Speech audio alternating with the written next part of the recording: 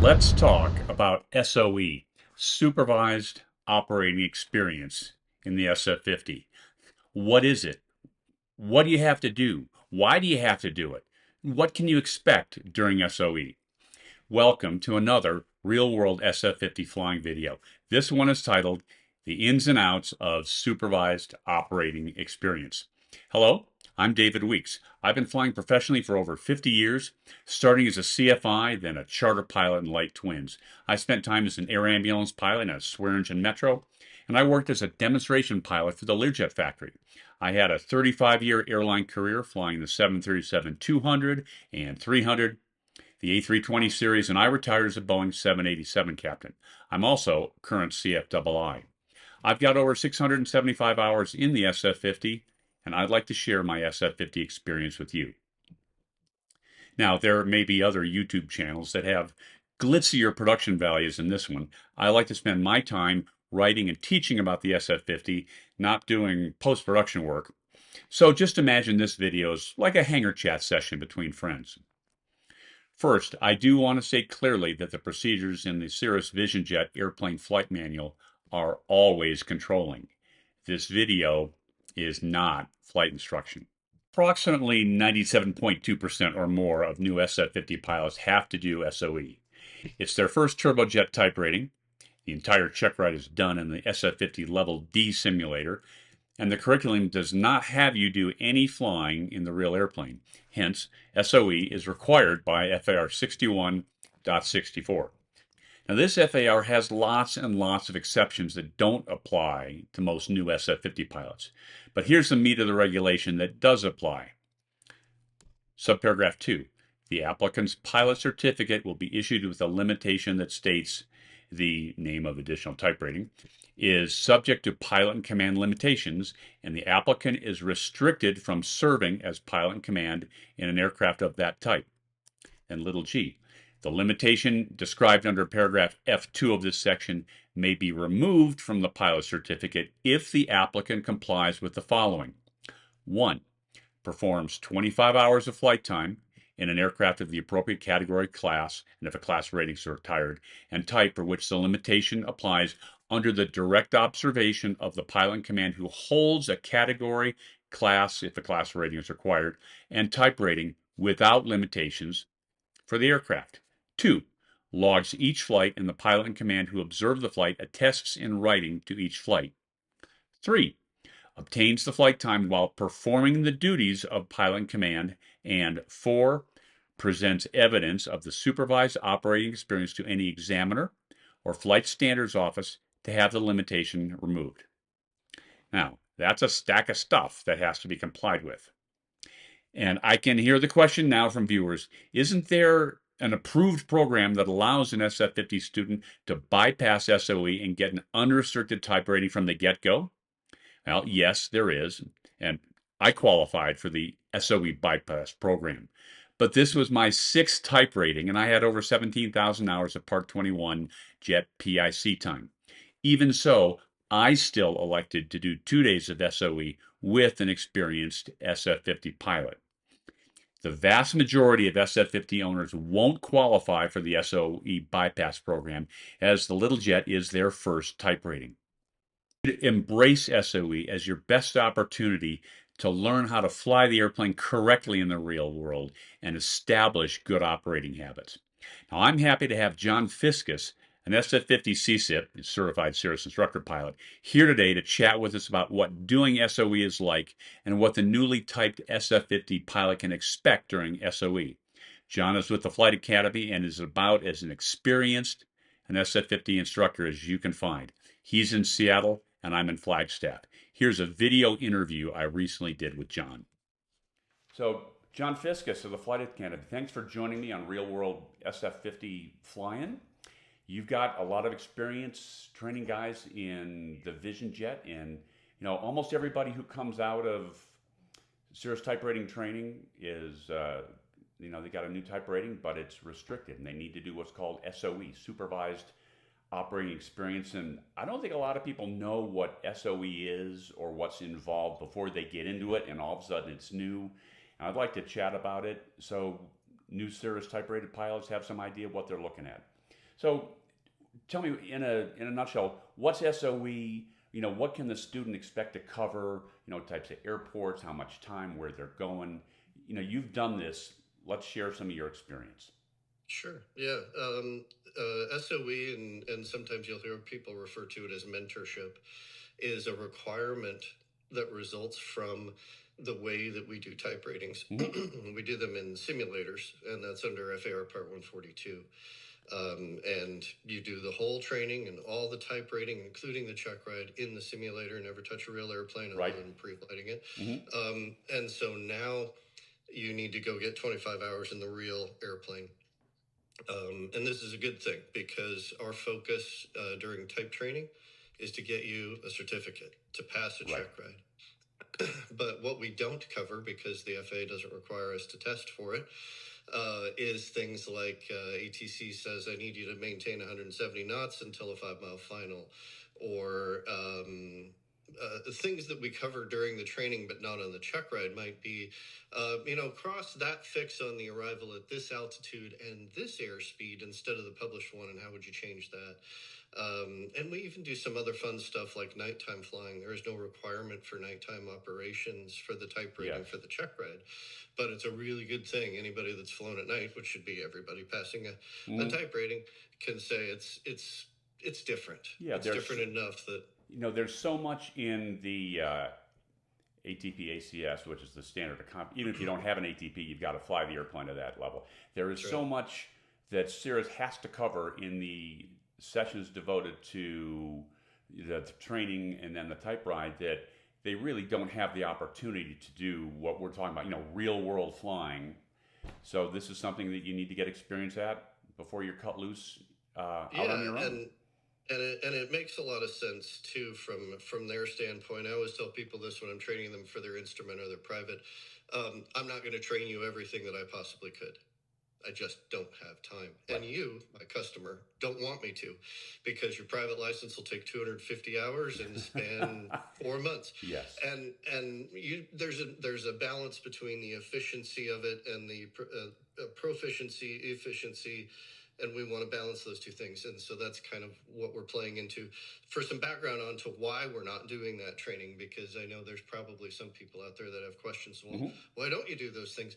Because you don't want to come to Knoxville, nice enough place though it is, for a month straight.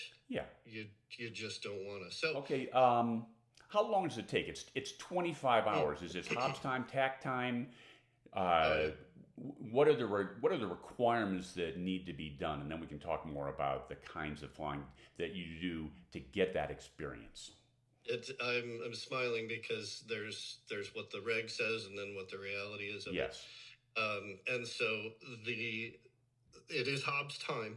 Okay.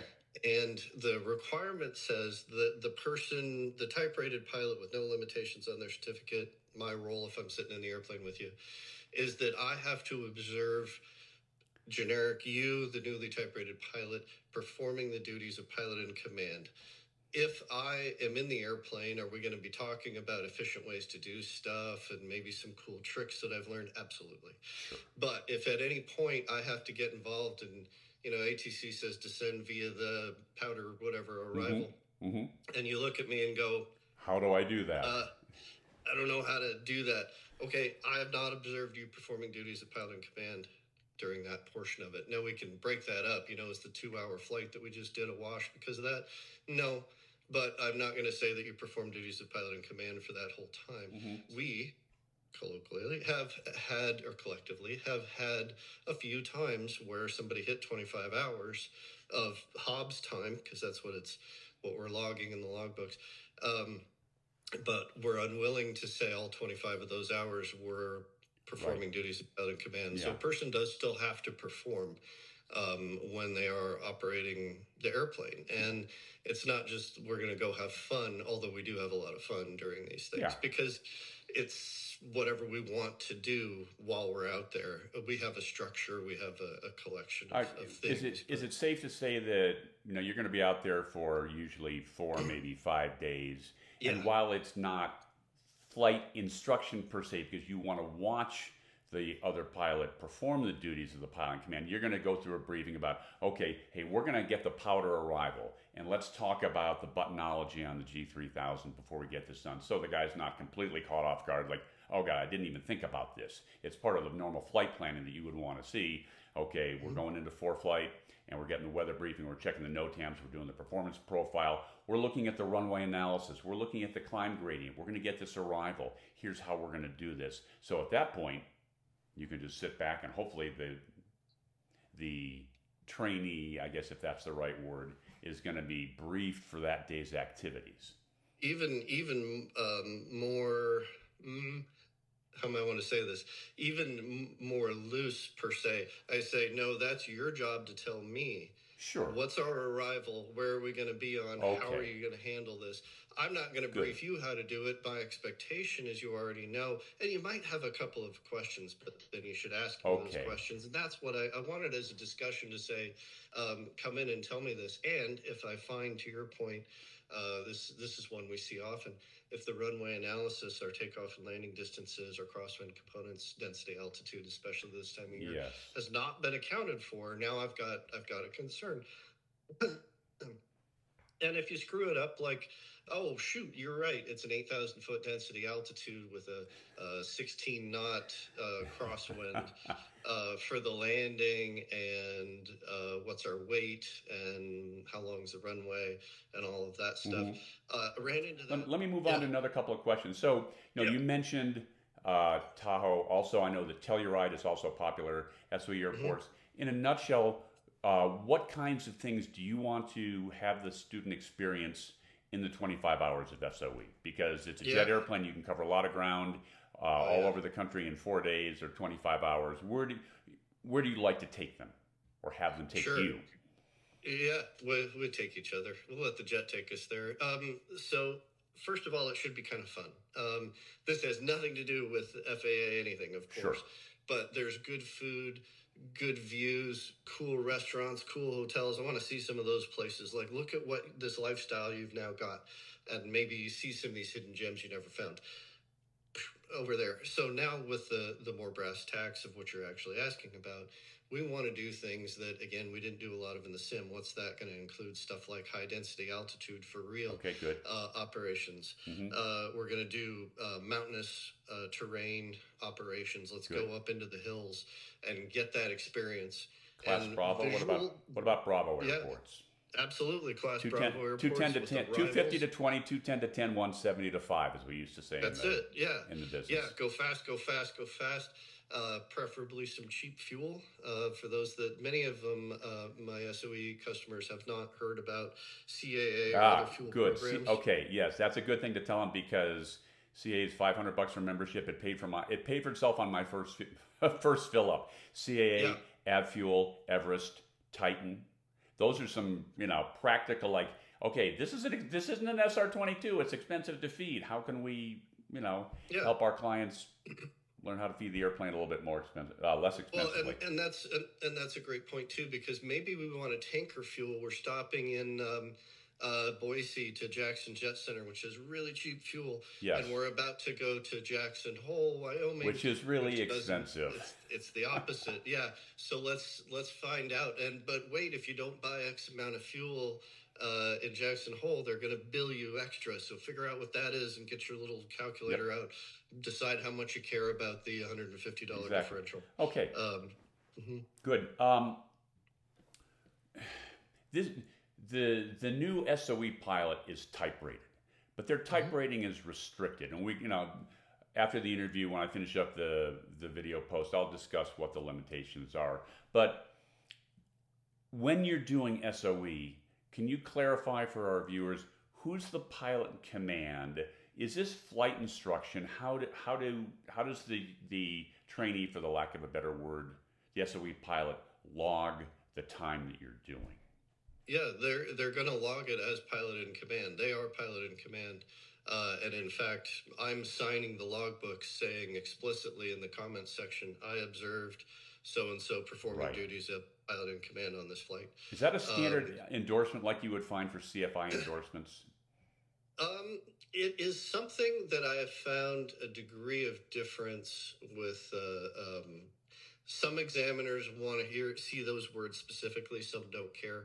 I have defaulted, especially if I'm not doing it back at the mothership, because Cirrus can remove the SOE limitation, but you have to go to Knoxville to do it. Yes. You can also do it with any DPE. So the limitation removal requires the examiner or whoever it is that's doing it. This can be done at FSDO. It could be done by a DPE. Not all DPEs can do this, by the way. So make sure you know it before time, or Cirrus can do it. Obviously, that's an easy solution, especially for East Coast people. But if you live out west, a DPE or FSDO is a good solution. So the pilot observing, that's me, is going to write a note in the comments saying, I observed so-and-so performing duties of pilot in command on this flight, and I'm going to sign it. And I usually just throw my CFI credential on there. But yes, the person in the left seat is the pilot in command on this flight. They are the one in charge. And in fact, by virtue of those words, I'm saying I watched you be PIC on this flight. So that is what you're logging. Okay, good. A little bit more on removing it. You said that, if you're going to be back in Knoxville, Cirrus can do that. Are there often delays in getting the permanent certificate? Let's say that we finish up here in Flagstaff, which is my base. There's a FSDO in Scottsdale, Arizona. Do you recommend that the SOE pilot make arrangements, with a FSDO FA guy beforehand, or you just drop in and hey, you can end up with a delay getting this removed if you're not back at Cirrus in Knoxville? Definitely plan ahead. Say, okay, here, Mr. FAA guy, I've done my 25 hours. Here are the signatures. I need to have the restriction removed from my... How much planning do I need to do for that? Yes. Also a good question. A little bit is the answer. Most FSDOs don't let you just drop in. You have to make an appointment. And many times inspectors, because the normal duty of their day job, they have to be out in the field doing stuff. So they may not be in the office all the time. So making an appointment, a week out is a good idea. I like to have a plan at the beginning of SOE to what our end of SOE is going to be. Who's going to do this? And it doesn't have to be just FSDO. It could be a pilot examiner. 2 weeks ago, I did an SOE limitation removal with my friend Tim in Spokane. But anyway, meet with a DPE, sent them the pilot info ahead of time and all of that. So he had all the paperwork ready to go. Took us 30 minutes. Has a new temporary certificate, so a new piece of paper printed right there on the spot. Here you go, out of here, and that was that. So one follow-up question. Few days planning. One follow-up question on this before we move on: how many SF50 designated pilot examiners are there outside of the guys that are full-time Cirrus employees in Knoxville? I thought it was kind of an endangered, maybe not an endangered species, but there aren't that many out there. They are rare. That is true. So there are not many out there. There's some in Knoxville itself. My friend Travis will do it. Yeah. And Tim over there in Spokane, Tim Lewis. And let's see, who else have we used? Usually if we're anywhere east-ish, we just plan to end it in Knoxville and do it there.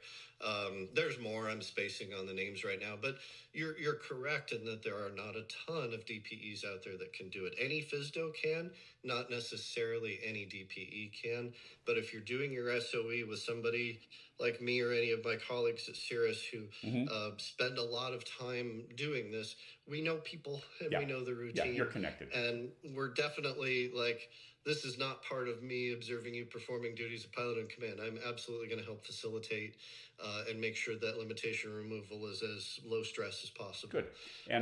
And wrapping up in 30 seconds, do you have any takeaway advice for the new pilot who's going to be doing SOE? Yes. Remember your training. It sounds crazy, but I have gotten into an airplane with a person who passed his type rating literally 3 hours ago. Okay. And he got in and he started the airplane and he taxied out. And I'm sitting there next to him doing this because I noticed he had not used a single checklist for Oh, any of that where do you activity.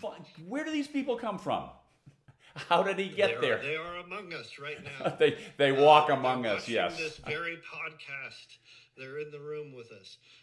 So it is definitely something that occurs. And he goes to take off, and of course our flaps weren't down, so we get the bing bing from the Jeez. thing, and he goes, oh, and he goes to put the flaps down. I'm like, nope, okay, Wrong we're answer. aborting Yeah. the takeoff and we're stopping. So that's an extreme example, right, of not. It is a safe procedure to follow the checklist. That's why airline pilots and corporate pilots and pro pilots like you and I do this. It's not because we don't know it. It's because we know the extreme cost of missing something Yes. and taking liberties. So new SOE pilots, follow the procedures the way you learn them. Do the briefings, do the checklists, review the plates in advance, know what's going to be coming up ahead of time. Don't be surprised. Yep.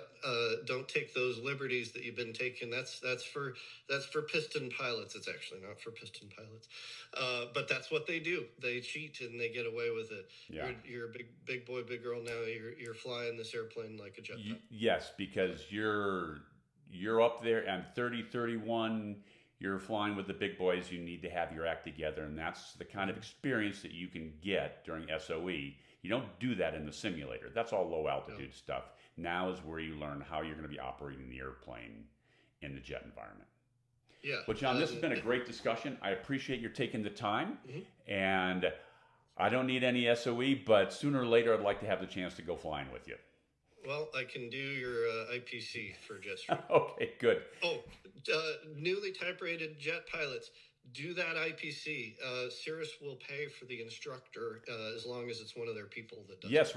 wrapping up, I bought my SF50 used, and I didn't have all the original Jetstream paperwork. I didn't know until after a year that I knew I could go back to recurrent. That was included.